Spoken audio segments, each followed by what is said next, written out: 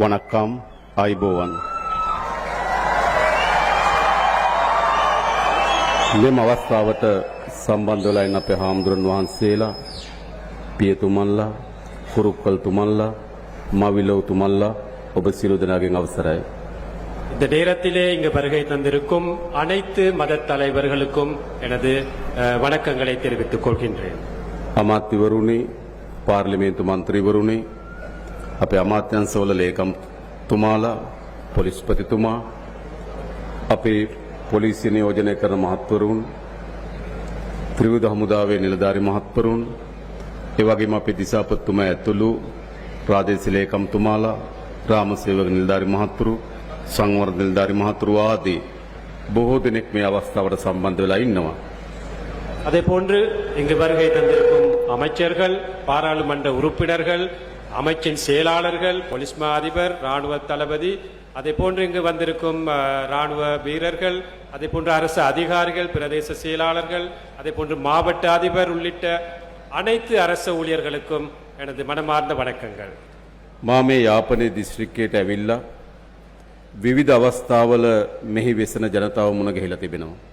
நான் பல தடவைகளில் யாழ்ப்பாணத்திற்கு வந்து வருகை தந்து இங்கிருக்கும் மக்களை சந்தித்திருக்கின்றேன். ඒ සෑම අවස්ථාවකටම වඩා සුවිශේෂී අවස්ථාවකට තමයි අද මා සම්බන්ධ වන්නේ. அந்த அனைத்து சந்தர்ப்பங்களையும் விட மிகவும் விசேடமான ஒரு சந்தர்ப்பமாகத்தான் நான் இந்த சந்தர்ப்பத்தை கருதுகின்றேன். යන් කවරක්වත් නෙවෙයි. அது வேறு ஒன்றுமல்ல, අපේ රට, எமது நாடு, අපේ තරුණ පරම්පරාව, எமது இளம் பரம்பரை, අපේ රාජ්‍ය යාන්ත්‍රණය எமது அரசத்துறை මුළුමනින්ම ගිලගනිමින් මේ දියත්වමින් තිබෙන මද්ද්‍රව්‍ය උවදුර පරාජයට පත් කිරීමේ අරමුණින් තමයි අද අපි තමුන්නාන්සලා මුණ ගැහෙන්නේ. முற்றுமுழுதாக விளங்கிக் கொண்டிருக்கும் இந்த போதை வஸ்து இந்த பிரச்சனையை தீர்ப்பதற்காகத்தான் நாங்கள் இன்று அனைவருமே சந்தித்திருக்கின்றோம். අපිට රටක් හැටියට විශාල බලාපොරොත්තු සහ අපේක්ෂාවන් තිබෙනවා. நமக்கு ஒரு நாடு என்ற அடிப்படையிலே விசேடமாக பல்வேறு எதிர்பார்ப்புகள் எண்ணங்கள் இருக்கின்றன. අපේ රට ලෝකයේ දියුණු රටක් බවට පරිවර්තනය කළ යුතුයි. எமது நாட்டை உலகிலேயே மிக சிறப்பான ஒரு நாடாக மாற்ற வேண்டிய தேவை இருக்கு. අපේ රට තුල නීතිය විධානයේ ආධිපත්‍යය තහවුරු කළ යුතුයි. எமது நாட்டின் இந்த சட்டத்துறை எல்லாத்துக்கும் சமனாக நடைமுறைப்படுத்த வேண்டும். අපේ රට තුල ශක්තිමත් ආර්ථිකයක් ගොඩනගිය යුතුයි. எமது நாட்டில் மிகவும் சக்தி வாய்ந்த ஒரு பொருளாதாரத்தை அமைக்க வேண்டும். අපේ රට තුල සාමකාමීත්වය සහෝදරත්වය විශ්වාසය ගොඩනගිය යුතුයි. எமது நாட்டிலே அமைதியான நிலவும் சகோதரத்துவன் வாழும் மக்களை நாங்கள் உருவாக்க வேண்டும். ඒවා හොඳ රටක් අපේ දරුවන්ට හොඳ අනාගතයක් වෙනුවෙන් අවශ්‍ය වෙනම කරුණු. எமது நாட்டிலே இந்த நாட்டை சிறப்பான ஒரு நாடாக அமைக்கும் அந்த தேவை எமக்கு இருக்கின்றது. එහෙත් අද මේ සියලු අපේක්ෂාවන් සහ බලාපොරොත්තු එක් අභියෝගයක් හමුවේ යථාර්ථයක් බවට පත්වීමේ අනතුරකට අපි මුහුණ දී තිබෙනවා. என்றாலும் ஒரு விடயம் தொடர்பிலே நாம் அனைவருமே இந்த விடயம் சிறப்பான நாட்டை அமைக்கும் விடயம் ஒரு சவாலாக இன்று காணப்படுகின்றது. ඒ අනතුර තමයි මේ විස මද්ද්‍රව්‍ය අනතුර. அந்த அச்சுறுத்தல் தான் இந்த விசைப்போதை அச்சுறுத்தல். කිසිදු තැනක්, எந்த ஒரு இடத்தையும், කිසිදු පුරවැසියෙක්, எந்த ஒரு பிரஜையையும், කිසිදු නගරයක්, எந்த ஒரு நகரத்தையும் ගමක් ભેදකින් තොරව මේ ව්‍යසනය පැතිරෙමින් තිබෙනවා. கிராமம் என்ற அடிப்படையில் இல்லாமல் இந்த அச்சுறுத்தல் எல்லா இடங்களிலுமே பரவி இருக்கின்றது. මේ ව්‍යසනය පරාජයට පත් කළ යුතුයි. இந்த அச்சுறுத்தலை நாங்கள் தோற்கடிக்க வேண்டும். ඇයි? ஏன்? ඔබ දන්නවා உங்களுக்கு தெரியும், අපේ රටේ අම්මලා තාත්තලා තමන්ගේ දරුවා පිළිබඳ විශාල අපේක්ෂාවකින් යුතුව எமது நாட்டிலே அனைத்து பெற்றோர்களும் தமது பிள்ளைகள் தொடர்பாக பெரியதொரு எதிர்பார்ப்புடன் இருக்கின்றார்கள். හදනවා වඩනවා. විශාල බලාපොරොත්තු යුතුව තමන්ගේ දරුවන් උගන්වනවා, අපේක්ෂාවන් සහිත ඉදිරියට ගේනවා. எதிர்பார்ப்புடன் நாம் அனைவரும் இருக்கின்றோம். ඒත් දෙමව්පියන්ගේ සියලු බලාපොරොත්තු මේ විස මද්ද්‍රව්‍යයට ගොදුරු වුණු දරුවාගේ ව්‍යසනය විසින් අඩපණ කර තිබෙනවා. அந்த எதிர்பார்ப்புள்ள பெற்றோர்களின் அந்த எதிர்பார்ப்புகள் இந்த விசைப்போதுக்கு அடிமையான பிள்ளைகள் காரணமாக அதை மங்கி போயிருக்கின்றது. ඒකට දුප්පත් පවුලක්ද, පොහොසත් පවුලක්ද, දෙමළ සිංහල මුස්ලිම් ભેදකින් තොරව මේ ව්‍යසනය පැතිරෙමින් තිබෙනවා. இந்த அச்சுறுத்தல் பணக்கார குடும்பங்கள், ஏழை குடும்பங்கள், சிங்கள குடும்பங்கள், தமிழ் குடும்பங்கள், முஸ்லிம் குடும்பங்கள் என்று எந்த ஒரு வேறுபாடுமின்றி இந்த அச்சுறுத்தலுக்கு அனைவருமே இரையாக இருக்கின்றார்கள். මේ මද්ද්‍රව්‍ය විසින් උපයා ගන්නා මහා අධික ධනය இந்த போதை வஸ்து வியாபாரத்தினூடாக சம்பாதித்துக் கொள்ளும் பெரியதொரு பணம் ඒ ධනේ බලය විසින් අපේ රාජ්‍ය යන්ත්‍රණයට අතපොවලා තිබෙනවා. அந்த பணத்தின் பலமாக இந்த அரச இயந்திரத்தை ஆட்டி படைக்கின்றார்கள். අපි ඒක දන්නවා. எங்களுக்கு அது தெரியும். බන්ධනාගාර ඇතුලේ சிறைச்சாலைகளுக்குள் අත්අඩංගුවට පත්වන අය මේ ව්‍යාපාර කරමින් ඉන්නවා. கைதானவர்களும் இந்த வியாபாரத்தை செய்து கொண்டிருக்கிறார்கள். ඉතාමත් කාර්යක්ෂම සේවයක් අපේ පොලිසිය කරන ගමන් කීප දෙනෙක් මේ ව්‍යාපාරේ ගොදුරු බවට පත් වී තිබෙනවා. மிகவும் ஒரு சிறப்பான சேவை போலீஸ் துறை நடாத்தும் அதே நேரத்திலே ஒரு சில போலீசார் இதற்கு இரையாகி இதற்கு ஆதரவு தெரிவித்து வருகிறார்கள். රේගු දෙපාර්තමේන්තුව அதே போன்று சுங்கவரி திணைக்களம், RMU එක මෝටර රථ ප්‍රවාහන දෙපාර්තමේන්තුව, எமது வாகன பதிவு செய்யும் திணைக்களம், ඉමිග්‍රේෂන් එක, உள்வரவு வெளியுறவு அமைச்சு, ඒ ඇතුලේ ජීවත් වෙන ඒ ඇතුලේ වැඩ කරන දුර්වල නිලධාරීන් මෙහි ගොදුරු බවට පත් වෙලා තිබෙනවා. இந்த திணைக்களங்களில் பணிபுரியும் மிகவும் எளிமையான மிகவும் சக்தி இல்லாத நபர்களும் இதற்கு இரையாக இருக்கின்றார்கள். ඒ විතරක් නෙවෙයි රාජ්‍ය සේවයේ වැදගත් තැන්වල මේ උවදුරට ගොදුරු වෙච්ච නිලධාරීන් අපි හඳුනාගෙන තිබෙනවා. அது மட்டுமல்ல, இந்த அரச துறையிலேயே சில இடங்களிலும் அரச அதிகாரிகள் இதற்கு இரையாக இருக்கின்றார்கள், අත්අඩංගුවට අරගෙන තිබෙනවා. கைது செய்திருக்கின்றார்கள். කොහොමද මේ යමින් තිබෙන්නේ? දරුවන් මේ රටේ මෙහි ගොදුරු බවට පත් වෙලා තිබෙනවා නම් රාජ්‍ය සේවය මේ මද්ද්‍රව්‍ය ව්‍යාපාරිකයන්ගේ ගොදුරු බවට පත් වෙමින් තිබෙනවා නම් අපි රටක් හැටියට ගමන් කරමින් තිබෙන කොහාටද කියලා මම තමුන්වහන්සේලාගෙන් දැනගන්න කැමතියි. எமது நாட்டு அரசு துறை, எமது நாட்டு பாதுகாப்பு துறை, எமது பெற்றோர்கள், சில பிள்ளைகள் இதற்கு இரையாக இருந்தால் இந்த நாட்டை நாங்கள் எங்கு கொண்டு போய் சேர வேண்டும்? ඒ නිසා අනිවාර්යෙන් මේ ව්‍යාපාරය පරාජයට පත් කරන්න ඕන. ஆகவே கட்டாயமாக இந்த அச்சுறுத்தலை நாங்கள் தோற்கடிக்க வேண்டும். මේ ව්‍යාපාරය වර්ධනය කෙසේද? இந்த இந்த இந்த துறை அபிவிருத்தி அடைந்தது ஏன், வளர்ந்தது ஏன்? ප්‍රධාන වශයෙන් දේශපාලන රැකවරණය මේ කුඩු ව්‍යාපාරයන්ට තිබුණා. பிரதானமாக அரசியல்வாதிகளின் அனுசரணை இந்த போதை வஸ்து துறையோட தொடர்பு இருந்தது. සමහර පළාත්වල දේශපාලකයන් ඒ කුඩු ලේබල් වලින් හඳුන්වන්න පටන් ගත්තා. சில பகுதிகளிலே அரசியல்வாதிகளை அந்த போதை வஸ்துன்ற பெயரை சொல்லித்தான் அழைத்தார்கள். අපි ඔබට එක සහතිකයක් දෙන්නම්. நாங்கள் உங்களுக்கு ஒரு உறுதியை வழங்குகிறோம். නැවත අපේ රටේ කුඩු ව්‍යාපාරිකයන්ට දේශපාලන රැකවරණ නොලැබෙන ආණ්ඩුවක් මේ රටේ ජනතාව ගොඩනගලා තිබෙනවා. மீண்டும் ஒரு தடவை இந்த நாட்டிலே அந்த போதை வஸ்துக்கு இரையான அல்லது போதை வஸ்துடன் தொடர்பு இல்லாத ஒரு அரசாங்கத்தை நாங்கள் கட்டியெழுப்புகின்றோம். அதை தொடர்ந்தும் நாங்கள் நடாத்தி செல்கிறோம். සමහර වෙලාවට මේ මැඩපවත්වන තියෙන ආයතනවල சில நேரம் இதை தடுக்க இருக்கும் சில நிறுவனங்களில் கூட ප්‍රධානීන් මේ ඇත්තක එකට ගනුදෙනු කර බව එළිදරව් වෙලා තිබෙනවා. பிரதான நபர்கள் கூட இந்த போதை வஸ்துடன் தொடர்பு இருக்கின்றது எங்களுக்கு தெரியும். අත්අඩංගුවට ගන්න කෙනා கைது செய்ய நாங்கள் செய்திருக்கின்றோம். නිදාස් කරන තණ්ඩ සාක්ෂි ගොනු කරලා තිබෙනවා. அவற்றை சாட்சிகளுடன் அவர்களுக்கு தண்டனை வழங்குவதற்கு நாங்கள் தயாராக இருக்கின்றோம். නීතිය ඉටු කරන තිබෙන ආයතන சட்டத்தை நடைமுறைப்படுத்த இருக்கும் நிறுவனங்கள் ඒ ඉහළම පුටුමෙහි ආධිපත්‍යයට යටත් කරගෙන තිබෙනවා. තිබුණු ඉතිහාසයක් තිබෙනවා. அதில் மேல்மட்டத்தில் நபர்களை கூட இந்த வியாபாரத்துடன் தொடர்புபடுத்தி இருக்கின்றார்கள் அந்த வியாபாரிகள். ඒවද වාර්තා වෙනවා. அவற்றை நாங்கள் நிறுத்த வேண்டும். මා හිතනවා අපේ ආරක්ෂක ලේකම්තුමා, நான் நினைக்கின்றேன் எமது பாதுகாப்பு செயலாளர், අපේ මහජන ආරක්ෂාව පිළිබඳ ලේකම්තුමා, எமது பொதுமக்கள் பாதுகாப்பு அமைச்சர், අපේ පොලිස්පතිතුමා, எமது போலீஸ் அதிபர், අපේ ත්‍රිවිධ හමුදාවේ ප්‍රධානීන් எமது முப்படை தலைவர்கள் මේ කිසිවෙක් එම පාතාලේ හෝ කුඩු ව්‍යාපාරිකයන්ගේ ගොදුරු බවට පත් නොමැති බව මා සහතික කරලා කියන උන් ලෑස්ති මේ වැඩේ කරන්න. இவர்கள் யாருமே இந்த பாதாள உலக கோஷ்டிகளுடன் அல்லது போதை வஸ்து வியாபாரிகளுடன் தொடர்பு இல்லை என்பதை நான் உறுதியாக கூறுகின்றேன். කාලයක් මේ නිලධාරීන් මිලදී ගත්තා. ஒரு காலகட்டத்திலே இந்த அதிகாரிகளை காசு கொடுத்து வாங்கினார்கள், கொள்வனவு செய்தார்கள். அந்த කාලයක් මේ නිලධාරීන් උන්ට යටත් වෙලා වැඩ කරා. ஒரு காலகட்டத்தில் இந்த அதிகாரிகள் போதை வஸ்து வியாபாரிகளுக்கு அடிபணிந்து අද செயல்பட்டார்கள். මුළුමනින්ම වෙනස් වී තිබෙනවා. இன்று முற்று முழுதாக மாறி இருக்கின்றது. මේ අත්අඩංගුවට ගැනීම සඳහා තිබෙන යාන්ත්‍රණය පිරිසුදු වී තිබෙනවා. இந்த கைது செய்ய இருக்கும் இந்த துறை இன்று சுத்தமாக இருக்கின்றது. හැබැයි තාමත් තැනින් තැන අපිට සමහර ඒවා වාර්තා වෙනවා. ஆனால் இன்றும் சில இடங்களிலே ஒரு சில சம்பவங்கள் நாங்கள் கேள்விப்படுகின்றோம். මා ඒ සියලු නිලධාරීන් ඉල්ලන්නේ කරුණා කරලා ගනුදෙනුව අත්හරින්න. நான் அந்த அனைத்து அதிகாரிகளிடம் கேட்டு நிற்பது, அந்த தொடர்புகளை இன்றே நீங்கள் விலக்கி விடுங்கள். තෝරගන්න පාරවල් දෙකයි තියෙන්නේ. எங்களுக்கு தேர்ந்தெடுப்பதற்கு 2 பாதைகள் தான் இருக்கின்றன. එක්ක ගනුදෙනු අත්තරින්න, ஒன்று அந்த தொடர்பை நீக்குங்கள், එක්ක රාජකාරීන් ඉවත් වෙන්න. அல்லது அந்த துறையிலிருந்து நீங்கள் நீக்குங்கள். කුඩු ව්‍යාපාරිකයන් පාතාලයන් සමග ගනුදෙනු කරමින් அந்த රාජකාරිය කරන්න කිසිත් මිඩක් නොදෙන බව සාතික කරනවා. அந்த போதை வஸ்து தொடர்புடன் இருப்பவர்கள் எமது அரசு அதிகாரிகளில் உள்ள தொடர்புகளை நாங்கள் முற்றாக நீக்குவோம். මා දන්නවා මේ පොලිසිය ආරක්ෂක හමුදාව මේ සඳහා විශාල වේශධාර නිලධාරීන් ඉන්නවා. எங்களுக்கு தெரியும் பாதுகாப்பு துறையிலே போலீசார் எவ்வளவோ கஷ்டப்படும் தலைவர்கள் காணப்படுகின்றார்கள். ඒ නිලධාරීන්ටත් කරන නිගරුවක් තමයි අර මද්‍රව්‍ය ජාලයත් එක්ක සම්බන්ධ වෙලා ඉන්න නිලධාරීන්. அந்த அதிகாரிகளுக்கு சிறப்பாக செயல்படும் அதிகாரிகளுக்கும் ஏளனப்படுத்தும் சம்பவம் தான் போதை வஸ்து விற்பனையாளர்களுடன் தொடர்பு கொள்ளும் அந்த ஒரு சில அதிகாரிகள். ඒ නිසා කිසිදු පසුබෑමකින් තොරව අපි මේ මද්‍රව්‍ය වැටලීම සඳහා තිබෙන රාජ්‍ය යාන්ත්‍ර ශක්තිමත් කිරීම සහ පිරිසුදු කළ යුතු මේ අභියෝගයට අපි මුහුණ දෙන්න.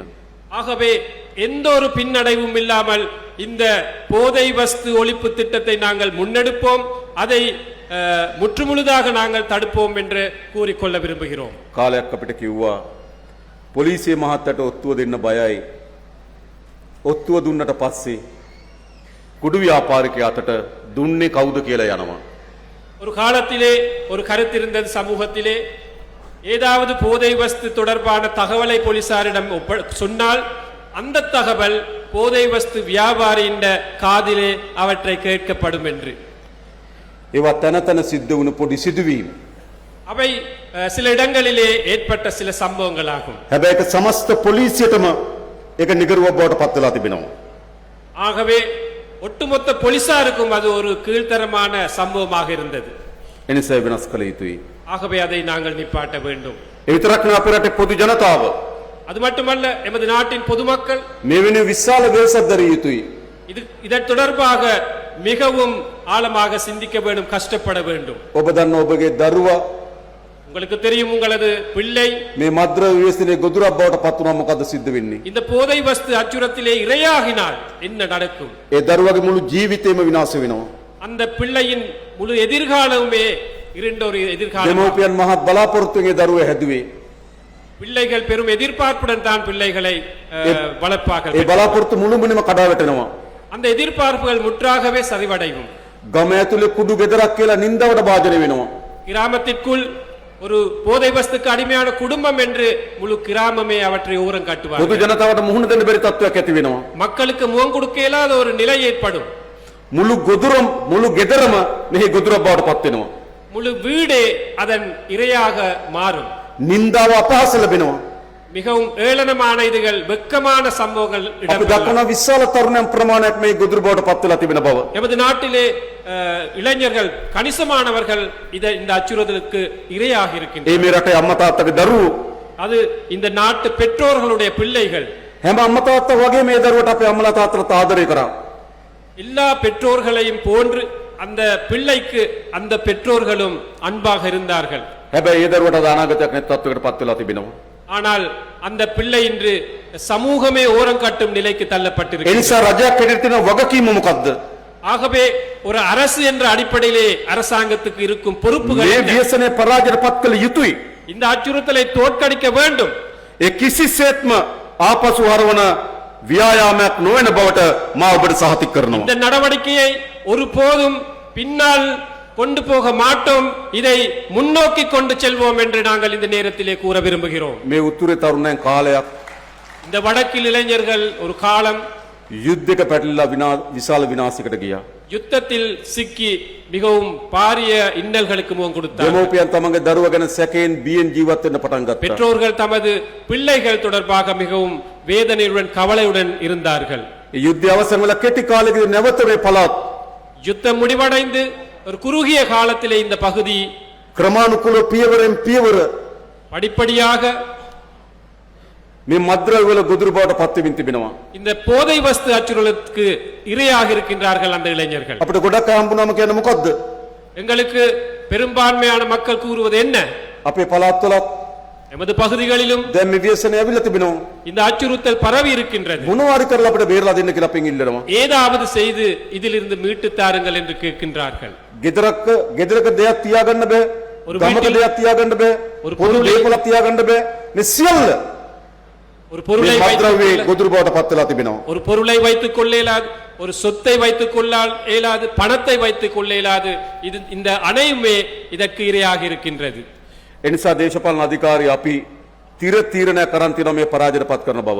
ஆகவே அரசியல் தலைவர்கள் என்ற அடிப்படையிலே ஒரு முடிவெடுத்திருக்கின்றோம். இதை எப்படியாவது நாங்கள் நிறுத்துவோம் என்ற முடிவு. අපි ශ්‍රී ලංකා පොලිසිය අපේ ත්‍රිවිධ හමුදාව තිර අධිතනකින් ඉන්නවා මේ පරාජයට පත් කළ යුතු බව. எமது பாதுகாப்பு தரப்பினர், எமது போலீஸ் துறை மிகவும் உறுதியாக இருக்கின்றார்கள் இந்த அச்சுறுத்தலை தோற்கடிப்போம் என்று. හැබැයි අපිට ජනතාවගේ සහාය අවශ්‍යයි.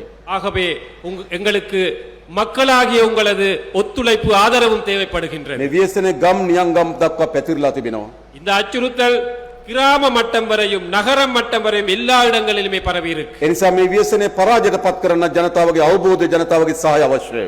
ஆகவே இந்த அச்சுறுத்தலை தோற்கடிப்பதற்காக மக்களுடைய ஒத்துழைப்பு ஆதரவும் கட்டாயம் தேவைப்படும். මම ඔබෙන් එකක් අහනවා. நான் உங்களிடம் ஒரு கேள்வியை கேட்கின்றேன். මේ ව්‍යසනයේ පරාජයට පත් කළ යුතුද නැද්ද? இந்த அச்சுறுத்தலை தோற்கடிக்க வேணுமா வேண்டாமா? ඕම්. පරාජයට පත් කළ යුතුයි. ஆமாம், தோற்கடிக்க வேண்டும்.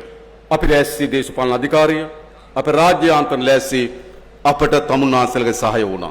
அரசியல் தலைவர்கள் என்ற அடிப்படையிலும் அரச துறை என்ற அடிப்படையிலும் இதை தோற்கடிக்க நாங்கள் முன் வந்திருக்கின்றோம். ඒ මද්ද්‍රව්‍යවලට ඇබ්බැහුණු කෙනා ගමේ තවදුරටත් සැඟවුණු කෙනෙක් නෙවෙයි ගමේ අය දන්නවා. அந்த போதை வஸ்துக்கு அடிமையானவர் தொடர்ந்தும் ஒளிந்து திரிய இயலாது. அந்த ஊராக்கள் தெரியும் யார் யார் போதை வஸ்துக்கு அடிமையாக இருக்கின்றார்கள். ගමට ඇවිල්ලා මේක විකුණන කෙනා හැංගිලා නැහැ ගමේ අය දන්නවා. போதை வஸ்து வியாபாரம் செய்பவரும் அந்த ஊராக்கள் தெரியும். හැබැයි මොකද වෙලා තියෙන්නේ? ஆனால் என்ன நடந்திருக்கு? ගමේ අයට බයෙ ඉන්නවා. ஊராக்கள் அல்லது அந்த கிராமத்து மக்கள் அவருக்கு பயத்தில் இருக்கிறார். කියන්න බයයි. சொல்வதற்கு பயம், හැප්පෙන්න බයයි. அவருடன் மோதுவதற்கு பயம். ඒ නිසා බයට සැඟවිලා ඉන්නවා. ஆகவே பயம், அச்சத்தினால் நாங்கள் ஒன்றும் செய்யாமல் இருக்கின்றோம். අපරාධකරුවන්ගේ ග්‍රහණයට අපි යටත් විය යුතුද? அந்த அந்த மோசடிக்காரர்கள், அந்த போதை வஸ்து வியாபாரிகள் ඉතා විනාශකාරී මද්ද්‍රව්‍ය වෙලෙන්දන්ගේ ග්‍රහණයට අපි බිය විය යුතුද? நாங்கள் அந்த போதை வஸ்து வியாபாரிகளுக்கு பயப்பட வேண்டுமா? බිය වෙන්න ඕන ඒගොල්ලෝ. பயப்பட வேண்டியது அவர்கள். හැබැයි බය වෙලා ඉන්නවා ගම්වල ජනතාව. ஆனால் நாங்கள் தான் பயந்து அச்சத்தில் இருக்கின்றோம். මම ඔබට කියන්නේ நான் உங்களுக்கு கூறுகிறேன், ඔබ නැගිටින්න ඉස්සරහට එන්න. நீங்கள் எழுந்து முன்னுக்கு வர வேண்டும். අපේ හැම ග්‍රාම සේවා වසමුකම நாங்கள் அனைத்து கிராம சேவை பிரிவுக்கும் පොලිස් නිලධාරි මහත්මයෙක් ඉන්නවා. போலீஸ் உத்தியோகத்தர் இருக்கிறார். මහජන ආරක්ෂක කමිටුව තියෙනවා. மக்கள் பாதுகாப்பு கமிட்டி ஒன்று இருக்கு, குழு ඒත් ஒன்று. එක සාකච්ඡා කරන්න පටන් ගමු. அதில் நாங்கள் கதைப்போம் இதுகளை. අපේ නිලධාරි මහත්තුරු ඉන්නවා. எமது அதிகாரிகள் ඔබ இருக்கின்றார்கள். දන්නවා ගමේ මොකද්ද සිද්ධ වෙන්නේ කියලා. உங்களுக்கு தெரியும் கிராமத்தில் என்ன நடக்கின்றது என்று. අපි රට පුරා நாங்கள் முழு நாட்டிலுமே මහා ආරක්ෂක වලල්ලක් වගේ ஒரு பெரிய ஒரு பாதுகாப்பு அரணாக එකට වෙලිලා බැඳිලා ஒன்றாக பின்னி பிணைந்து මේ ව්‍යසනේ පරාද කරනවා කියලා තිර අධිෂ්ඨානයකට ආවොත් இந்த அச்சுறுத்தலை தோற்கடிப்போம் என்ற உறுதியான ஒரு முடிவுக்கு வந்தால் මේ පරාජයට පත් කළ හැකි. இதை தோற்கடிக்க முடியும். ඒ වෙනුවෙන් ඔබ ලෑස්ති වෙන්න. நீங்கள் அதற்காக தயாராக வேண்டும். අපි දන්නවා ඒ දරුවන් எங்களுக்கு தெரியும் அந்த பிள்ளைகள், ඒ විනාශය ගොදුරු බවට පත් වුණත් ඔවුන් අපේ දරුවන්. அவர்கள் இந்த அச்சுறுத்தலுக்கு இரையாகினாலும் அவர்கள் எமது ඔවුන්ට යලි හොඳ ජීවිතයක් ලබා දෙන්න ඕන. அவர்களுக்கு சிறப்பான ஒரு வாழ்க்கையை பெற்றுக் கொடுக்க வேண்டும். ගමේ කියන්නේ යට කුඩුකාරයා. கிராமத்திலே அவரை அழைப்பது சில நேரம் ගමේ குடுகாரர், කියන්නේ යට අපරාධකාරයා. கிராமத்திலே சொல்வது அவர் ஒரு அபராதர், ගමේ කියන්නේ යට දූෂිතයා. மோசடியானவர் என்று கூறுவார்கள். ගමේ යට කියන්නේ නාස්තිකාරයා. வீணான ஒரு நபர் என்று கூறுவார்கள். හැබැයි එයත් අපේ දරුවෙක්. ஆனால் அவரும் எமது ஒரு பிள்ளை. අපි අසමත් වී තිබෙනවා උන් ඒ ගොදුරු බවට පත් කරගන්න. நாங்கள் தோல்வி இருக்கின்றோம் அவரை அதிலிருந்து ඒ නිසා මේ වග மீட்டு. උත්තර කරවන්නේ ගොදුරු බවට පත් වූ තරුණයන් විතරක් නෙවෙයි.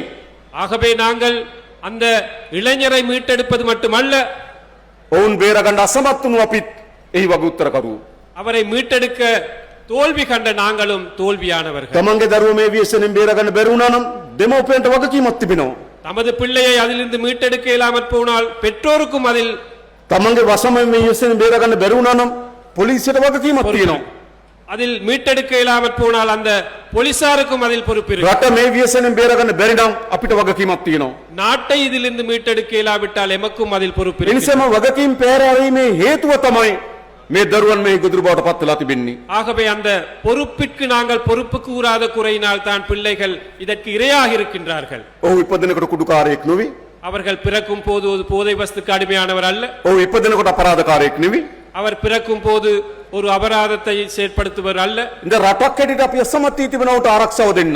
ஆகவே ஒரு நாடு என்ற அடிப்படையில் எமக்கு அவருக்கு பாதுகாப்பு வழங்க எங்களுக்கு முடியுமாக இருக்கு. රටක් හැටියට අසමත් වී තිබෙනවා ඔහු රැකවරණය දෙන්න. ஆனால் ஒரு நாடு என்ற அடிப்படையிலே அவருக்கு மீட்டெடுக்க நாங்கள் தோல்வி ඒ கண்டிருக்கிறோம். නිසා තමයි මේ ලක්ෂ ගණනක් තරුණ මේ ගොදුරු බවට පත් වෙලා තිබෙන්නේ. ஆகவே லட்சக்கணக்கான இளம் யுவதிகள் இதற்கு இரையாக මෑතක இருக்கின்றார்கள். සොයාගත් වාර්තාන පාසල් දරුවෝ මේ අන්වයිලේ- ගොදුරු බවට පත් වෙලා තිබෙනවා. கண்டெடுக்கப்பட்ட தகவலின்படி பாடசாலை மாணவ மாணவிகளும் இதில் இரையாக இருக்கின்றார்கள். විශ්වවිද්‍යාලවල දරුවෝ මේ ගොදුරු බවට පත් වෙලා තිබෙනවා. பல்கலைக்கழகங்களில் மாணவ மாணவிகள் இதுக்கு இரையாக රාජ්‍ය இருக்கின்றார்கள். සේවය වැදගත් ආයතන මේ ගොදුරු බවට පත් වෙලා තිබෙනවා. அரச துறையில் சில நிறுவனங்களில் பணிபுரியும் நபர்கள் இதுக்கு இரையாக இருக்கின்றார்கள். ඉතින් සෑම හස්සක් මුලක් නෑරම මේ ව්‍යසනයේ ගොදුරු බවට පත් වෙමින් තිබෙනවා. எல்லா மூளை முடுக்கு எங்கும் இந்த அச்சுறுத்தல் பரவி இருக்கின்றது. හැබැයි මේ ගොදුරු බවට පත් වුණාගේ කෙනාගේ විතරක් නෙවෙයි වගකීම. ஆகவே அதற்கு இரையாகிய நபர்களில் மட்டுமல்ல பொறுப்பு, ඔහුගේ විතරක් නෙවෙයි වැරද්ද. அவர் அந்த நபரின் மட்டுமல்ல தவறு. වගකිය යුතු අප ඒ වගකීම අත්හැරීමේ වැරද්ද. பொறுப்பு வாய்ந்தவர்கள் பொறுப்பு கூறாததும் இதில் ஒரு ඒක தவறு. ඉතිහාසයක් වෙන්න පුළුවන්. அது ஒரு வரலாறாக இருக்கும். කාලයක් මේ ව්‍යසනයේ තිබුණ ඉතා කුඩා නගර කීපයක சில காலங்களிலே இது ஒரு சில கிராமங்களில் நகரங்களிலே தான் இந்த அச்சுறுத்தல் இருந்தது. සංචාර කලාපයත් එක්ක ගැට ගැහුණු කුඩා නගර කීපයක තමයි මේ ව්‍යසනය මීට අවුරුදු 20කට 30කට කලින් තිබුණේ. சுற்றுலாத்துறையை மையமாக கொண்ட நகரங்களிலே தான் சில வருடங்களுக்கு முன்பு சில தசாப்தங்களுக்கு முன்பு இந்த போதை පසුව வஸ்து ප්‍රධාන அச்சுறுத்தல். නගර කරා මේ ව්‍යසනය පැතුරුණා. இது அனைத்து பாகங்களுக்கும் இன்று பரவி இருக்கின்றது. ගම් නියංගම් කරා මේ ව්‍යසනය පැතුරුණා. ஒவ்வொரு கிராம மட்டத்திலும் மூளை முடுக்கெங்கும் பரவி இருக்கின்றது. මේ ව්‍යසනයත් එක්ක සන්නද්ධ අපරාධ කල්ලි ගොඩනගෙන පටන් ගත්තා. இந்த அச்சுறுத்தலுடன் பல்வேறு ஆயுத பாணிகள் இதில் தொடர்பு ඔවුන් இருக்கிறார்கள். විශාල ධනයක් එක්රැස් කරගන්න පටන් ගත්තා. அவர்கள் பெரிய அளவு பணத்தை சேகரித்துக் கொண்டிருக்கிறார்கள். අවියායුධ එක්රැස් කරගන්න සමත්කම තිබෙනවා. ஆயுதங்களை சேகரித்துக் கொண்டிருக்கிறார்கள். හමුදාවේ තිබුණු ආයුධ උන් ගාවට ගිහින් තිබෙනවා. ராணுவத்தில் இருக்கும் ஆயுதங்கள் அவர்களுடைய கையில் இருக்கின்றது. නිසා කුඩු ව්‍යාපාරය උන් සතු තිබෙනවා. ஆகவே அந்த போதை வஸ்து විශාල வியாபாரம் මූල්‍ය බලයක් උන් සතු තිබෙනවා. கையில இருக்கின்ற அதிகாரங்கள் இருக்கு, අවියායුධ උන් සතු තිබෙනවා. ஆயுதங்கள் இருக்கின்றது. තමන්ගේ ජීවිතය පිළිබඳ කිසි හැඟීමක් නැති තරුණයෝ මරා වෙඩි තියාගන්න ඔවුන් මහ දවාලේ පාරට බහින තත්ත්වයක් ඇති වී තිබෙනවා. வாழ்க்கை தொடர்பான எந்த ஒரு எதிர்பார்ப்பும் இல்லாத இளைஞர்கள் தற்கொலை செய்யும் நிலைக்கு இன்று මේ தள்ளப்பட்டிருக்கிறார்கள். එකරේ වර්ධන වූවක් නොවේ. இது ஒரு இரவில் அபிவிருத்தி அடைந்தது அல்ல. දශක දෙක තුනක් ක්‍රමානුකූලව சில தசாப்தங்களாக இது படிப்படியாக පාලන අධිකාරී නිදාගෙන හිටියා. அதிகாரிகள் நித்திரை தூங்கியிருந்தார்கள். සමහර අය ඔවුන් එක්ක එකතු වෙලා හිටියා. சிலர் அவர்களுடன் சேர்ந்திருந்தார்கள். ඒ ඔක්කොගෙම ප්‍රතිඵලයක් හැටියට මේක ව්‍යසනයේ බවට පත් වී තිබෙනවා. இந்த அனைத்து விடயங்களிலும் பெருபேராக இது இன்றைக்கு பெரிய ஒரு අන්නේ அச்சுறுத்தல். අත්හැරීමේ ගොදුරු තමයි ඒ දරුවෝ. அந்த பொறுப்பை சரியாக ஆற்றாததன் விளைவுதான் அந்த பிள்ளைகள். ඒ නිසා අපි කොච්චර රටලීම් කරලා ஆகவே நாங்கள் எவ்வளவு சுற்றி வளைத்தாலும் ඒ දරුවන් විතරක් අත්තට උඩ ගත්තට පළක් නැහැ. அந்த பிள்ளைகளை மட்டும் கைது செய்ததால் මේක උඩ සිට பலனில்லை. බින්දින්න පටන් ගන්න උනා. இதை முற்று முழுதாக அகற்றுவதற்கு நாங்கள் தயாராக வேண்டும். මේ ජාවාරණ උඩම ඉන්න කණ්ඩායම අත්තට උඩ ගන්න ඕන. இந்த வியாபாரத்திலே மேல் மட்டத்தில் இருப்பவர்களை நாங்கள் ප්‍රධාන கைது செய்ய බෙදහැරීම් ජාලය අඩපන කරන්න ඕන. பிரதான விநியோகிப்பு இதை நாங்கள் தோற்கடிக்க ගම්මාන මට්ටමේ තියෙන බෙදහැරීම් ජාලය අඩපන කරන්න ඕන. கிராம மட்டத்துக்கு விநியோகிப்பதை நாங்கள் தடை செய்ய வேண்டும். ඒකට අපේ රාජ්‍ය ආන්තරණ අපි මුහුණ දෙන්න ලෑස්ති. அதற்கு அரச துறையில் இருக்கும் நாங்கள் முகம் கொடுக்க தயார். හැබැයි අර දරුවා ஆனால் அந்த பிள்ளை අපි බේර ගන්න ඕන. பிள்ளை நாங்கள் අපි மீட்டெடுப்போம். බන්ධනාගාර වලට ගියපුවාම நாங்கள் சிறைச்சாலைகளுக்கு போகும்போது අවුරුදු 18 20 25 නාබර තරුණයන් මේ ගොදුරු බවට පත්වලා බන්ධනාගාරගත වෙලා ඉන්නවා. 18 வயது 20 வயது 25 வயது நகர்ப்புறங்களிலே வாழும் ඔවුන්ට ඕනේ ජීවිතයක් අපි ලබා දෙන්න ඕන. அவர்களுக்கு சிறப்பான ஒரு வாழ்க்கையை பெற்றுக் නිසා අපේ තියෙන මද්ද්‍රව්‍ය තුරන් කිරීම විතරක් නෙවෙයි.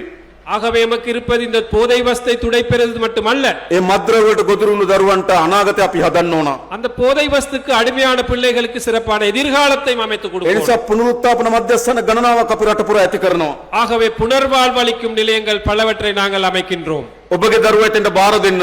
உங்களது பிள்ளை அதற்கு அந்த இடங்களிலே ஒப்படையுங்கள். මද්ද්‍රව්‍යයට අබ්බැහුණු දරුවෝ බාර දෙන්න. போதை வஸ்துக்கு அடிமையான பிள்ளை ஒப்படையுங்கள். නැමත අපි ඔබට மீண்டும் நாங்கள் உங்களுக்கு ඔබ අපේක්ෂා කරපු දරුවා ලබා දෙන්නම්. நீங்கள் எதிர்பார்க்கும் அந்த பிள்ளையை நாங்கள் பெற்றுக் கொடுப்போம். උන්ට වෘත්තීය රැකියාවක් පුහුණු කරන්නම්. தொழில் பயிற்சியை வழங்குவோம். ගමට ගෙදරට රටට වැඩදායක පුද්ගලයෙක් බවට පරිවර්තනය කරන්නම්. கிராமத்திற்கு பகுதிக்கு வீட்டுக்கு ஒரு பிரயோசனமான ඒ பேஜை සඳහා நாங்கள் විශාල පුනරුත්ථාපන මධ්‍යස්ථාන ගණනාවක් අපි ඇති කරන්න සැලසුම් කළා உருவாக்குகிறோம். තියෙනවා. ஆகவே நாங்கள் பல்வேறு புனர்வாழ்வு நிலையங்களை அமைக்க ඒවට எதிர்பார்க்கிறோம். ඉතා වැදගත් පුහුණුව සහිත කණ්ඩායමක් පත් කරනවා. அதற்கு பயிற்சி பெற்ற பயிற்சியாளர்களை நாங்கள் මේ நியமிப்போம். වීසෙන්ට පත්වුණු දරුවන් බේර ගන්න ඕන. அந்த அடிமையான பிள்ளைகளை காப்பாற்ற வேண்டும். ඔවුන්ට හොඳ අනාගතයක් අපි හදන්න ඕන. அவர்களுக்கு சிறப்பான ஒரு எதிர்காலத்தை ඒ நாங்கள் නිසා මම ඔබගෙන් ඉල්ලා සිටින්නේ ஆகவே நாங்கள் உங்களிடம் கேட்டு நிற்பது මේ වීසෙන් ඔබගේ දරුවා ගිල ගන්න තෙක් ඔබ බලන් ඉන්නවද? இந்த அச்சுறுத்தலுக்கு உங்களது பிள்ளை இரையாகும் வரை நீங்கள் பார்த்திருப்பீர்கள். ඔබගේ දොර ගාවට මේ ව්‍යසන ඇවිල්ලා තිබෙන්නේ. உங்கள் கதவு வரையும் இந்த அச்சுறுத்தல் வந்திருக்கின்றது. දොර වාගෙන හිටියට වැඩක් නැහැ. ஆகவே கதவை மூடிக்கொண்டிருப்பதால் මේ දොර කඩාගෙන ඔබගේ නිවසට ඇතුල් වෙනවා. இந்த கதவை உடைத்துக் கொண்டு உங்கள் வீட்டு உள்ளுக்கு வரும் இந்த போதை අම්මා තාත්තා මොනතර රැකවරණය දුන්නත් වැඩක් නැහැ. பெற்றோர்கள் எவ்வளவு பாதுகாப்பு அளித்தாலும் பிரயோசனம் இல்லை. සමාජයේ මේ ව්‍යසනේ තියෙනවා නම් சமூகத்திலே இந்த அச்சுறுத்தல் இருக்குமானால் අම්මා තාත්තා කොතර උසස් රැකියාවක යෙදුනත් වැඩක් නැහැ. பெற்றோர்கள் எவ்வளவு உயர் பதவியிலே இருந்தாலும் பிரயோசனம் දරුවා යන සමාජ අනාරක්ෂිත නම් பிள்ளைகள் இந்த அச்சுறுத்தலில் அடிமைகளாக இருந்தால் ඒ නිසා මොකද්ද කරන්න ඕනකම තිබෙන්නේ? ஆகவே இதை மீட்டெடுப்பதற்கு நாங்கள் என்ன මේ செய்யணும்? සමාජයේ මේ ව්‍යසනේ පරාද කළ යුතුයි. சமூகத்திலே இதை நாங்கள் தோற்கடிக்கணும். මම ඔබට ආරාධනා කරනවා நான் உங்களை அழைக்கின்றேன். දේශපාලන අධිකාරියට අපි මුළුමනින්ම මේකට නායකත්වය දෙනවා. அரசியல் தலைவர்கள் என்ற அடிப்படையில் நாங்கள் இதற்கு முற்றுமுழுதான தலைமைத்துவத்தை வழங்குவோம். කිසිදු බියගැන්මකට எந்த ஒரு அச்சுறுத்தலுக்கும் කිසිදු තරජනයකට எந்த ஒரு பயமுறுத்தலுக்கும் යටත් වෙන්නේ නැතුව அடிபணியாமல் මේ සන්නද්ධ අපරාධ කල්ලි இந்த பாதாள உலக கோஷ்டிகள் මේ මද්ද්‍රව්‍ය අපරාධ කරුවන් இந்த போதை வஸ்து வியாபாரிகள் අපි අපේ රටෙන් මුලින් උපටා දමන ඔබට මම සාතික කරනවා. මේක කරනවා நாங்கள் මේ எமது වැඩේ. நாட்டில் இருந்து முற்றாகவே அகற்றி விடுவோம் என்ற அந்த உறுதியை நான் இந்த நேரத்திலே வழங்குகிறேன். ඔබට අපිට ඔබගේ සහාය අපිට අවශ්‍යයි. உங்களது ஆதரவு எங்களுக்கு தேவைப்படுகிறது. ඇයි? ஏன்? මේ ව්‍යසනය තමයි අපේ රට මුළුමනින්ම බිඳවට්ටන්න හේතු වී තිබෙනවා. இந்த அச்சுறுத்தல் எமது நாட்டையே முற்றுமுழுதாக கவிழ்த்த முடியுமான ஒரு விடை. අපිට අවශ්‍ය හොඳ රටක්. எங்களுக்கு தேவை ஒரு சிறப்பான நாடு. අපේ සිංහල දෙමළ මුස්ලිම් සියලු ජනයා සහෝදරත්වයෙන් ජීවත් වන රටක් අපිට ඕන.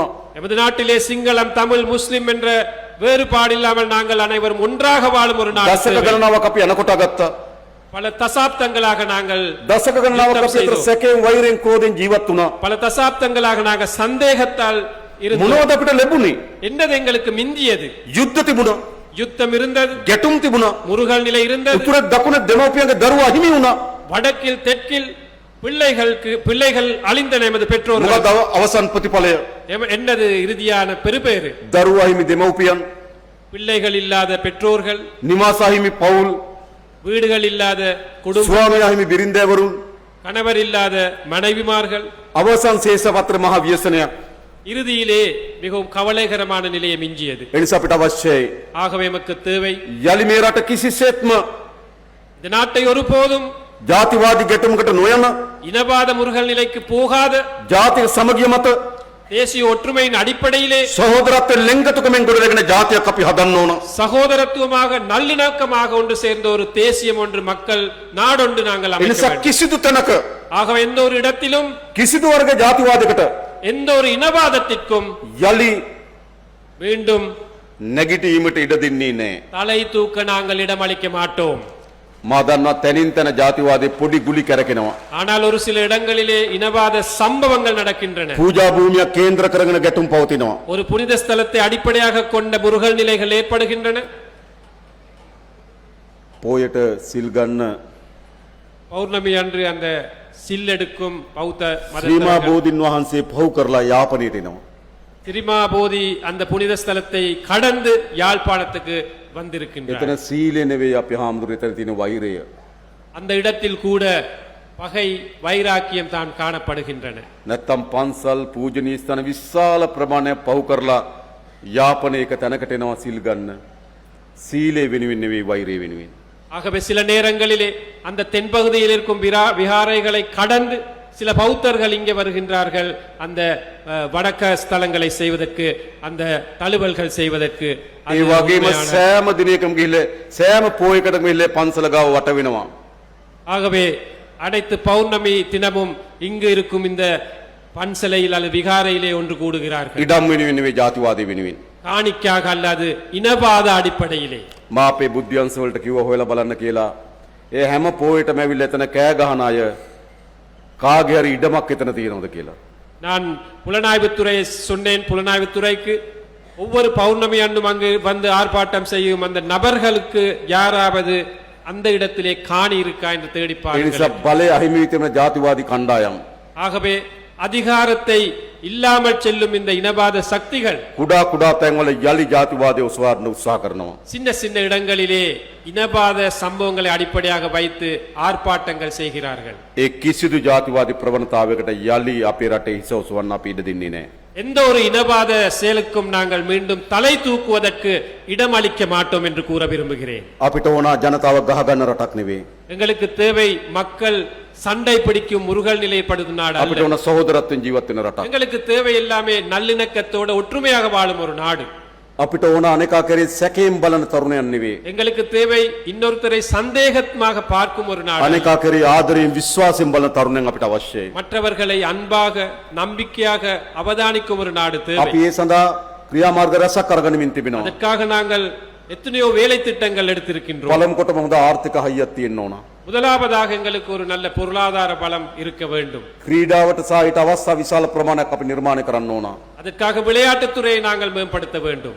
සාහිත්‍ය කලාව සංගීතය චිත්‍රපටයට මේ යාපනයේ අලුත් තත්ත්වයක් අපි හදන්න ඕනකම இதே තිබෙනවා. போன்று இலக்கியம், சினிமாத்துறை, நாடகத்துறை போன்ற இந்த இலக்கியத்துறை இந்த யாழ்ப்பாண பகுதியில் நாங்கள் வளர்க்க අනේකා வேண்டும். කරේ වෛරයෙන් බලන මනස අයින් කරන්න ඕන.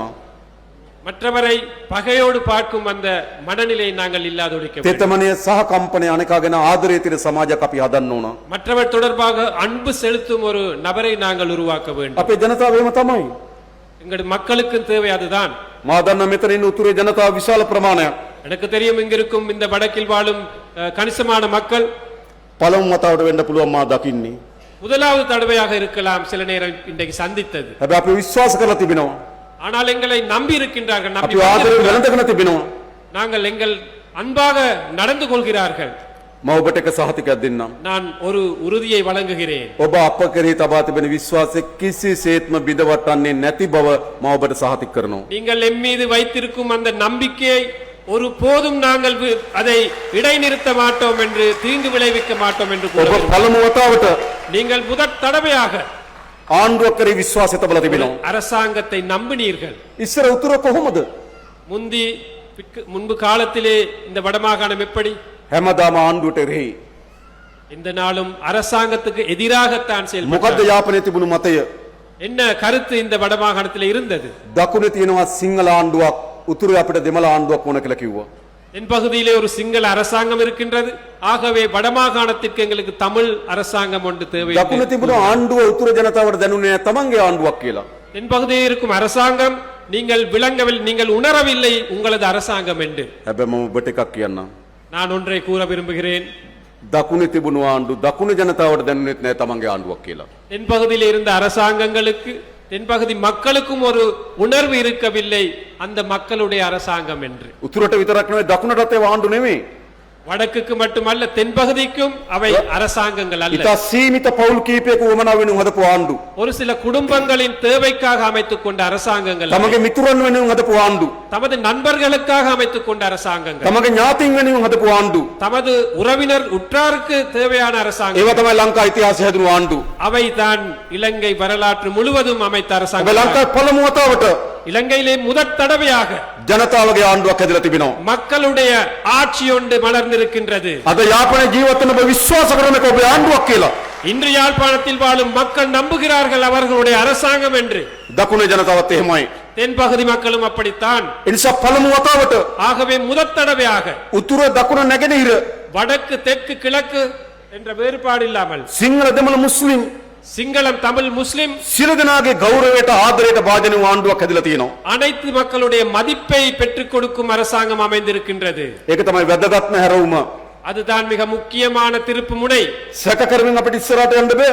சந்தேகத்தோட எங்களுக்கு எதிர்க்கு போக இயலாது. වෛරයෙන් ක්‍රෝධයෙන් අපිට ඉස්සරහට යන්න බෑ. பகை முரண்பாடு காரணமாக எங்களுக்கு අපි முன்னுக்கு போக ඉස්සරහට இயலாது. යන්න විශ්වාසය තියෙන්න ඕන. எங்களுக்கு முன்னுக்கு செல்ல வேண்டுமானால் நம்பிக்கை இருக்க வேண்டும். මා දන්නවා ඔබ අපි විශ්වාස කරනවා. எனக்கு தெரியும் நீங்கள் எங்களை நம்புகிறீர்கள். නිසා අපිට අලුත් අවස්ථාවක් ලැබිලා තිබෙනවා. ஆகவே எங்களுக்கு புதிய ஒரு சந்தர்ப்பம் கிடைத்திருக்கிறது. ලංකාවේ පළමු වතාවට இலங்கையின் முதற் தடவையாக සියලු ජනයාගේ විශ්වාසය දිනාගත්තු ආණ්ඩුවක්. அனைத்து மக்களுடைய ஆதரவு பெற்றுக்கொண்ட ஒரு அரசாங்கம். ඒ තමයි අපේ රට ගොඩනැගීමේ පදනම. அதுதான் நமது நாட்டை கட்டியெழுப்பும் அடித்தளம்.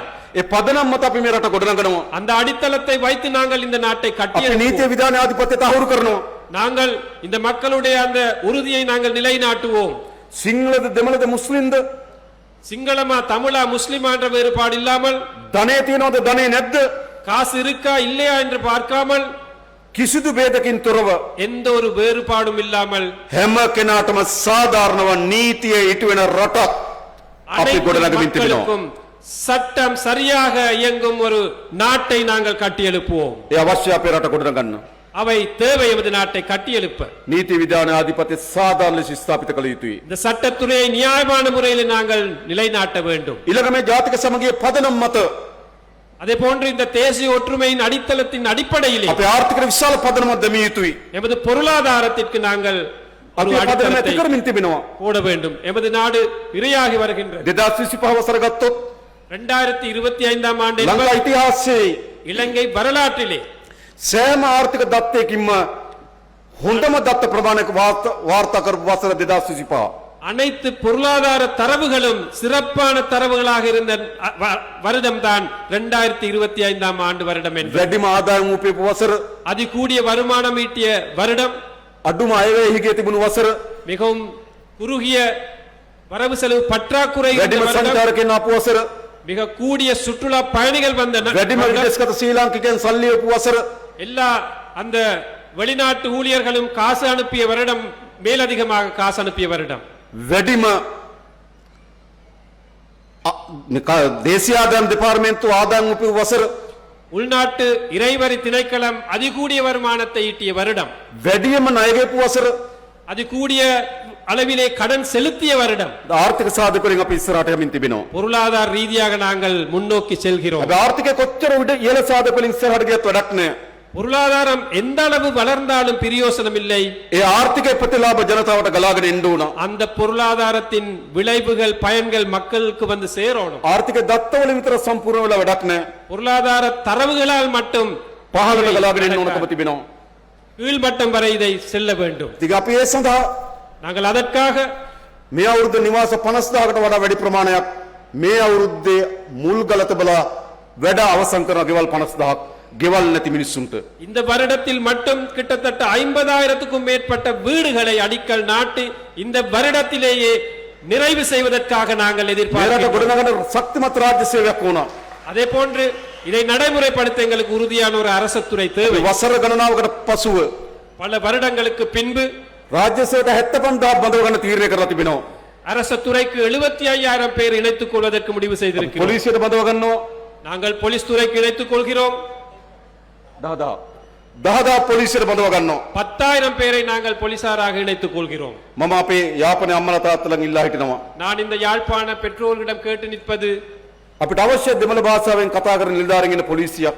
எங்களுக்கு தேவை தமிழ் மொழியிலே செயல்படும் போலீசார். පොලිසියට ගිහලා පැමිණිල්ල කරන්න තමන්ගේ භාෂාවෙන් පැමිණිල්ල ලියාගන්න නිලධාරියෙක් ඉන්න ඕන. போலீஸ் துறைக்கு போலீஸ் நிலையத்துக்கு போனால் அந்த முறைப்பாடு தமிழ் மொழியிலே செய்யக்கூடிய நபர்கள் இருக்க வேண்டும். දැනට ඒ වගේ හිගයක් තියෙනවා. போலீஸ் துறையிலே அவ்வாறான ஒரு குறைபாடு இருக்கின்றது. ඒ නිසා මේ පොලිසියට ඔබගේ දරුවන් බඳවා ගන්න. ஆகவே போலீஸ் துறைக்கு இணைத்துக் கொள்ள நாங்கள் අපි தயாராக ත්‍රිවිධ හමුදාවට නිලධාරීන් බඳවා ගන්න තීරණය අරන් තිබෙනවා. முப்படைகளுக்கும் நபர்களை இணைத்துக் கொள்ள நாங்கள் එවන් ඕගොල්ලන්ගේ දරුවන් ඒවට அவற்றுக்கு உங்களது பிள்ளைகளை அனுப்புங்கள். අපිට ඕන හැම භාෂාවෙන්ම කතා කරන පොලිසිය. எங்களுக்கு தேவை அனைத்து மொழிகளிலும் செயல்படக்கூடிய අපිට අවශ්‍ය நபர்கள். හැම භාෂාවම නිපුණතාවය තියෙන හමුදාවක්. நமக்கு தேவை எல்லா மொழிகளிலும் சிறப்பான ஒரு முப்படை. ඒතර තමයි හැම කෙනාට සමාන බව දැනෙන්නේ. அப்பத்தான் எல்லாருக்குமே ஒரு சமனான ඒ නිසා අපි ආර්ථික ප්‍රතිලාභ පහලට ගලාගෙන යවන්නම්. ஆகவே பொருளாதாரம் கீழ்மட்டம் வரையும் கடந்து வரும். මේ දිට්ඨව කුණාටුවේ විනාශ වුණු කුසිකර්මාන්තර අපි වන්දි ගෙවනවා. සතුන් නැතුණා නම් ඒවට වන්දි ගෙවනවා. ஜிட்வாசுலி இந்த சூறாவளியில் பாதிக்கப்பட்ட நபர்களுக்கு நாங்கள் உதவிகளை செய்து வருகிறோம். අපිට ඕන ආර්ථික ප්‍රතිලාභ ගම්වල ජනතාවට ගලාගෙන ආර්ථිකයක් හදන්න. எங்களுக்கு தேவை அந்த பொருளாதாரத்தின் விளைவுகள் பயன்கள் கீழ்மட்டம் வரையும் கடந்து வரணும். අපි හිතනවා நாங்கள் நினைக்கிறோம் අපේ රටේ දුප්පත්කම මුලින් උපුටා දමන ආණ්ඩුව බවට අපේ ආණ්ඩුව පත් වෙනවා. எமது நாட்டிலே வறுமையை ஒழித்து கட்டும் அரசாங்கமாக எங்களது அரசாங்கம் திகழும் என்பதை நான் கூற விரும்புகிறேன். කිසිදු පවුලක් எந்த ஒரு குடும்பமும் ඉන්ඩ නිවාහනක් නැතුව ஒரு வீடு இல்லாமல் හොඳ ආදායම් මාර්ගයක් නැතුව ஒரு வருமான வழி දරුවන්ට இல்லாமல் අධ්‍යාපනයක් නැතුව பிள்ளைகளுக்கு கல்வி இல்லாமல் නිරෝගී සම්පන්න ජීවිතයක් නැතුව ஒரு நல்ல சுகாதாரத்துறை இல்லாமல் මානසික නිදහසක් නැතුව ஒரு உளரீதியான நிம்மதி இல்லாமல் කිසිදු පවුලක් අපේ රටේ ජීවත් වෙන්න ඕනේ எந்த නැහැ. ஒரு குடும்பமும் எது நாட்டிலே வாழக்கூடாது. අපිට කාලයක් යයි. அதற்கு சில காலங்கள் අපි கடக்கலாம். අපේක්ෂාවක් තිබෙනවා. ஆனால் எங்களது எதிர்பார்ப்பு ஒன்று இருக்கு. අපේ රටේ හැම අම්මා තාත්තා කෙනෙකුටම எமது நாட்டில் அனைத்து பெற்றோர்களுக்கும் නොතෙමින්න ගෙයක් දොරක් நனையாமல் இருக்க ஒரு வீடு, දරුවන්ට හොඳ අධ්‍යාපනයක් பிள்ளைகளுக்கு நல்ல கல்வி, නිරෝගී සම්පන්න ජීවිතයක් நல்ல சுகாதாரத்துறை, හොඳ ආදායම් මාර්ගයක් நல்ல வருமான வழி, මානසික නිදහස සහිත පුරවැසියන් බවට පත් කරන්න. உளரீதியாக ஒரு நிம்மதியான நபர்களை பிரஜைகளை நாங்கள் உருவாக்க ඒක வேண்டும். තමයි හිනාව පිරුණු මුහුණු අපිට හම්බෙන්නේ. சிரிப்பு புன்சிரிப்பு உள்ள முகங்களை நாங்கள் ඒක காணோம். තමයි අපිට සතුටින් පිරුණු මිනිස්සු මුණ ගැහෙන්නේ. அப்போதுதான் சந்தோஷமாக இருக்கும் நபர்கள் நாங்கள் ඒක சந்திப்போம். තමයි දුක වියලුණු මිනිස්සු අපිට මුණ ගැහෙන්නේ. அப்போதுதான் கவலை இல்லாத மனிதர்கள் சந்திப்போம். අපිට එහෙම රටක් ගොඩනැගීමේ අපේක්ෂාව තියෙනවා. அவ்வாறான ஒரு நாட்டை கட்டியெழுப்பும் தேவை எமக்கு இருக்கு. ඒ නිසා අපි ඔබට ආරාධනා කරන්නේ ஆகவே நாங்கள் உங்களை அழைக்கின்றோம். අපි ඊටම ශක්තිමත්ව நாங்கள் மிகவும் உறுதியாக මේ රට ගොඩනැගීමේ ව්‍යායාමයට ඔරදිමු. இந்த நாட்டை கட்டியெழுப்பும் அந்த செயல்பாட்டுடன் මා දන්නවා මේ ஒன்றிணைவோம். විශාල කාර්යභාරයක් තියෙන අපේ රාජ්‍ය නිලධාරීන්ට. இதில் மிகப்பெரிய பங்கு எமது அரசு මෙතන அதிகாரிகள் ඉන්න ග්‍රාම සේවක මහතුරු, இங்கு இருக்கின்றார்கள். கிராம சேவக ආර්ථික உத்தியோகத்தர், සංවර්ධන නිලධාරීන්, பொருளாதார அந்த டிஓமார்கள், ඒ වගේම සමෘද්ධි නිලධාරීන්, அதே போன்று சமுர்தி මේ உத்தியோகத்தர், ආදී පහළ ශේෂ්ත්‍ර වැඩ කරන ග්‍රාම මට්ටමේ වැඩ කරන නිලධාරි මහතුරු ඉන්නවා. கிராம மட்டத்திலே பணிபுரியும் நபர்கள் இருக்கின்றீர்கள். අපි විශාල මුදල් ප්‍රමාණයක් ගමේ සංවර්ධන සඳහා මේ අයවැයලයකට වෙන් කරලා තිබෙනවා. நாங்கள் இந்த கிராமத்தை கட்டியெழுப்புவதற்காக பெருமளவு நிதியை ஒதுக்கி இருக்கின்றோம். හැබැයි ඒවා වියදම් කරලා වැඩ කරන්න පුළුවන්කම ලැබෙන්නේ තමුන්වහන්සේලා වැඩ කරොත් විතරයි. அவற்றை சரியான முறையிலே பயன்படுத்த முடிவது நீங்கள் මේ சரியாக අවුරුද්දේ අපි මේ යාපනයේ ගම්වල පාරවල් හදන වෙන් කරා. கடந்த வருடத்திலே ගම්වල පාරවල් හදන වෙන් කරා කීයද? யாழ்ப்பாண வீதிகளை புனரமைப்பதற்கு நாங்கள் ஒதுக்கினோம் 250 million. 250 மில்லியன் ரூபாய் ஒதுக்கினோம். ඉතින් විශාල මුදල් ප්‍රමාණයක් අපි වෙන් කරා. பெரிய ஒரு நிதியை நாங்கள் මේ උතුරු පළාතේ ගම්වල පාරවල් හදන මිලියන 5000ක් වෙන් කරා. இந்த வடமாகாணத்திலே பாதைகள் புனரமைப்பதற்காக 5000 மில்லியன் ரூபாய் ஒதுக்கினோம். හැබැයි සමහර සල්ලි ඉතුරු වෙලා ආවා. ஆனால் கொஞ்சம் மீதியாகி திரும்ப அரசாங்கத்துக்கு போனது. ඉතුරු කරන්න එපා. මේ අවුරුද්දේ විශාල මුදල් ප්‍රමාණයක් ගම්වල සංවර්ධනයට එවලා තියෙනවා. ඔයගොල්ලෝ වැඩ කරන්න ඒ මුදල් ටික ගමේ ජනතාවට අවශ්‍ය වෙන පහසුකම් ටික හදන්න මැදිහත් වෙන්න. ஆகவே நிதியை செலவழிக்காமல் திரும்ப அனுப்பாமல் அந்த கிராமத்தின் அபிவிருத்தியை நீங்கள் செயல்படுத்துவதற்காக செயல்படுங்கள் என்பதை நான் ඒ මොනොත් கேட்டுக்கொள்கிறேன். අපේ ජනතාවගේ ජීවිතය ඉතා ඉක්මනින් වේගවත් උසස් කරන්න පුළුවන්. அப்போதுதான் நமது இந்த மக்களுடைய அந்த வாழ்க்கை தரத்தை வேகமாக எங்களுக்கு உயர்த்த முடியும். ඉතින් ගොඩක් අපිට වැඩ තියෙනවා. நிறைய வேலைகள் பணிகள் எங்களுக்கு இருக்கின்றன. හැබැයි වැඩ අතර ප්‍රධානම වැඩේ මේ මද්ද්‍රව්‍ය උදුර අපි තුරන් කරන්න ඕන. அந்த அனைத்து பணிகளுக்குள்ளும் இந்த போதை வஸ்து அச்சுறுத்தலை தோற்கடிப்பது பிரதானமான ஒரு பணியாக ஏற்றுக்கொள்ளுங்கள். අවි ආයුධගත සන්නද්ධ අපරාධකරුවන් ඉන්න විනාශ කරන්න ඕන. பாதாள உலக கோஷ்டிகள் ஆயுதம் ஏந்தி இருக்கின்றார்கள், அவரை ஒழித்து கட்ட வேண்டும். මද්ද්‍රව්‍ය ව්‍යසනය විනාශ කරන්න ඕන. இந்த போதை வஸ்து அச்சுறுத்தலை நாங்கள் ஒழித்து கட்ட வேண்டும். මේ ව්‍යසනයෙන් අපේ ගම්, අපේ නගර, අපේ ජාතිය මුදව ගන්න ඕන. இந்த அச்சுறுத்தலில் இருந்து எமது கிராமம், நகரம், அந்த பகுதி, நாடு அனைத்தையும் நாங்கள் மீட்டெடுக்க ඒ வேண்டும். වෙනුවෙන් අපි හැමදෙනාම එක්ව වැඩ කරමු කියලා ඉල්ලා සිටමින් මම නතර වෙනවා. බොහොම ස්තුතියි. නன்றி வணக்கம். இந்த அனைத்து காரியங்களையும் செயல்படுத்துவதற்கு நாங்கள் அனைவருமே ஒன்றிணைந்து செயல்படுவோம் என்று கூறிக்கொண்டு நிறுத்திக் கொள்கின்றேன். நன்றி வணக்கம் என்று கூறிக்கொண்டு சுவிட்சர்லாந்துல வீடு வாங்க போறீங்க இல்ல ஆல்ரெடி உங்களுக்கு அங்க வீடு இருக்குன்னா இந்த வீடியோ உங்களுக்காக தான். ஸோ ஸ்கிப் பண்ணாம ஃபுல்லா பாருங்க. ஒரு மனிதனுக்கு வீடு அப்படிங்கிறது ரொம்பவே அத்தியாவசிய தேவை. அத்தியாவசிய தேவைகள்ல முக்கியமான பங்கு வகிக்கிறதே இந்த வீடு தான். ஸோ அப்படி வீடு வாங்குறது, விற்கிறது, இது சம்பந்தமா உங்களுக்கு இருக்கிற நிறைய ப்ராப்ளத்துக்கு சொல்யூஷன் தர ஒரே இடம் தான் உங்கள் செல்வாசக். Your future our vision. இப்போ சுவிட்சர்லாந்துல வீட்டோட வட்டி விகிதத்துல வந்து நல்ல மாற்றம் வந்திருக்கு, நிறைய குறைஞ்சிருக்கு. ஸோ நீங்க ஏதாவது அக்ரிமெண்ட் போட்டு வச்சிருக்கீங்கன்னா இப்பவே அதை ரெனிவல் பண்ணி மாற்றி வச்சுக்கிட்டீங்கன்னா உங்களுக்கு நிறைய ப்ராஃபிட்ஸ் இருக்கும். ஸோ இது சம்பந்தமா உங்களுக்கு ஏதாவது அப்டேட்ஸ் வேணும், இந்த மாற்றத்துல உங்களுக்கு ஏதாவது டவுட் இருக்கு அப்படின்னா மறக்காம ஸ்கிரீன்ல தெரிய நம்பர் கால் பண்ணுங்க. சுவிட்சர்லாந்துல நீங்க வீடு வாங்கணும் இல்ல வீடு விற்கணும், அந்த மாதிரி ஏதாவது உங்களுக்கு தேவைகள் இருந்தா மறக்காம எங்களை காண்டாக்ட் பண்ணுங்க. உங்களோட எல்லா தேவைகளையும் உங்க ஃபேமிலியில ஒரு மெம்பரா இருந்து நாங்க பார்த்து பண்ணி கொடுப்போம். இது உங்கள் செல்வாசக். இச்செய்திகளுக்கு பிரதான அனுசரணை செல்வாசோக் இமோபிலியன், சுவிஸ் நாட்டில் முன்னணி நிறுவனம். தொடர்புகளுக்கு 0795146428. வீடு வாங்க, வீடு கட்ட, வீடு திருத்த மற்றும் வீட்டுக்கடன். Your future our vision. இது போன்ற மேலும் பல முக்கிய சுவாரஸ்யமான செய்திகளை அறிந்து கொள்ள லங்காஃபோ யூடியூப் சேனலை சப்ஸ்கிரைப் பண்ணுங்கள். எமது செய்திகள் உடனடியாக கிடைக்க பெல் பட்டனை அழுத்துங்கள். அத்தோடு எமது செய்திகளை மற்றவர்களும் பார்வையிட ஷேர் செய்யுங்கள். நன்றி.